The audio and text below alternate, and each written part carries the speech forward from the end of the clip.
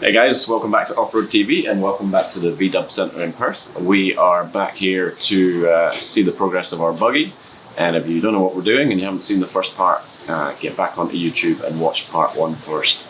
So today we're going to basically follow the build of the buggy so that we can hopefully cross the Simpson in it in a few weeks' time. And there she is, taped up and ready to be painted. It's quite exciting. We see a change every day. We'll go and speak to John and we'll see what he's up to and what the progress is. Hey John, good to see you again. How are you? Really well. What have you been up to and what are you doing? Been very busy. So preparation for the Raptor coating. We're going to apply really nice coat Raptor, which is great for bedliners, products like this, really good for off-roading. Yeah. So what we've done is we've taken the car, we've sanded it down fairly aggressively, has to have a good grip. Yeah. So the next process can just finish masking off, and we'll wash and prepare the panels with Prepsol, and then we'll mix up the Raptor and spray it on. Yeah, nice. So I'm excited about that. Yeah, I'm excited to see it change colours. It already looks, the change is already there, but it's looking good. Yeah. And this stuff is as tough as old boots, isn't it? Yeah. So one of the reasons we're putting this on is it's really tough stuff, difficult to scratch, and where we're going to take it and things like that, it's going to give the buggy heaps of protection, and it's also going to look really cool in black. So have you done this stuff before? I've had a few times in various colours. Haven't done the black, but let's have a go. See how it looks. I think it'll be great.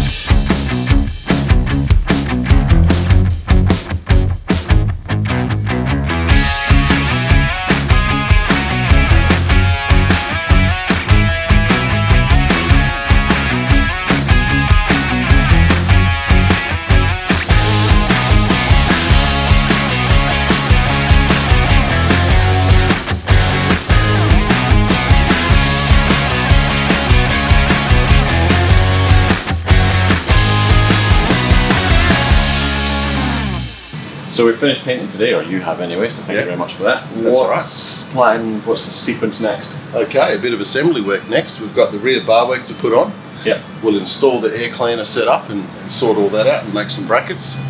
Put the tail lights back on and probably clean and tidy the paint up on the inside as well, and then we'll refit the seats.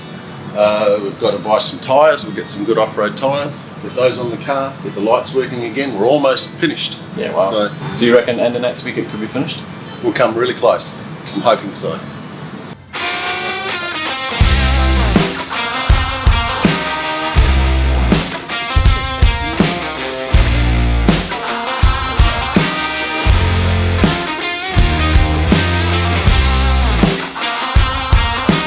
What have you guys done at the back? So what you have in your hand, to show the viewers, that's the typical torsion rod on the VW, and it's adjustable. So the way it works is one end is fixed and this spring plate here sits on the end, and this twists. It's called a torsion rod. So the suspension, actually, this is the spring. So as the force is applied, it twists tougher and tougher. And what we've done is we've taken it apart and we've adjusted it with more tension, so it's better for off-roading. Okay. We've put new rubbers in there, refitted the cap, etc. More bolts, and we've got the gas shocks now as well. Yeah, we've put on the KYB performance shock, full gas for off-roading, so that's a lot stronger when you hit the bumps. And then we'll put the off-road wheels on and we're away.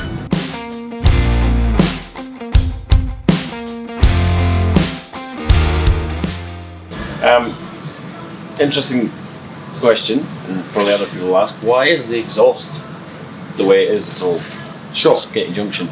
Yeah, I guess most designs intend to try and make some horsepower. Yeah. So the intention here is that all of the 4 pipes from the cylinder head, if you follow every one, for example, notice it goes all the way up here rather than just straight in. Yeah. They're intending to make all of the pipes the same length, so they have the same amount of flow. Yeah. And mandrel or bigger curves, although this is a fairly small sized one, they're made to flow better. That makes sense. And of course, where they all collect together here, this is called the collector. That's important. You'll see that on any performance car. So what happens, as one cylinder might fire, the gas is flowing very fast up here. Yeah. It actually creates a suction from the next cylinder. It's called pulsing. Okay. And if the shape of this is right and the sizing is right, it actually gives you more volumetric efficiency and improves the power that you get from the engine. So this part's pretty critical. As far as that, that's just a way of getting the gas out effectively. Yeah. You know, it's a basic design, moderate sort of performance, but certainly better than the standard one.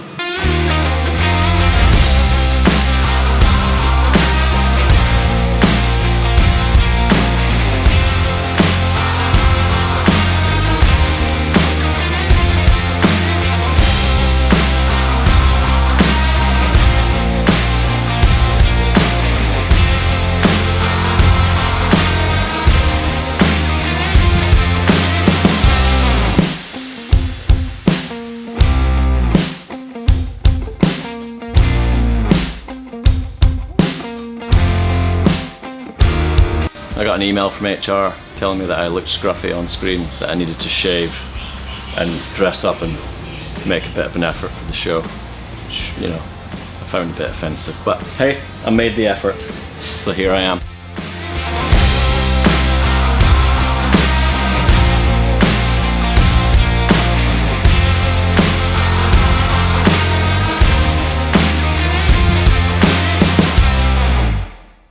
Hi guys, welcome back to the Vee Dub Centre.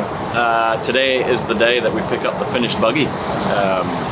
She's good to go. So we're going to go and catch up with John and see what advice he's got for us for taking it 7,000 kilometres off-road and across the Simpson Desert without breaking it. Woohoo! Oh, g'day guys, how you going? Yeah, good. Oh, wow. Excellent. The big day. Nice to see you. Good to see you again. Big day indeed. Excellent, yeah. Wow, wow. She is looking ready good. to rock and roll. Pretty big change from before. Yeah. Wheels and tyres and that looks ready for business. Yeah. Really good job. Yeah, love it. That's it. We kind of worked through the night a few times, but we got there. Yeah, we did give you a reasonable timescale, didn't we? Yeah, that's right. Yesterday is always workable. When are you going? Soon. Real soon. Yeah. That's right. So she's good to go. You've checked her over as much as you can. You've strengthened what you can. Yeah, gone through everything we possibly can, checked all the brakes and steering and bits and pieces. So, you know, beefed up a lot of things that might need strengthening, and I think you've got a pretty good shot for a 61-year-old car.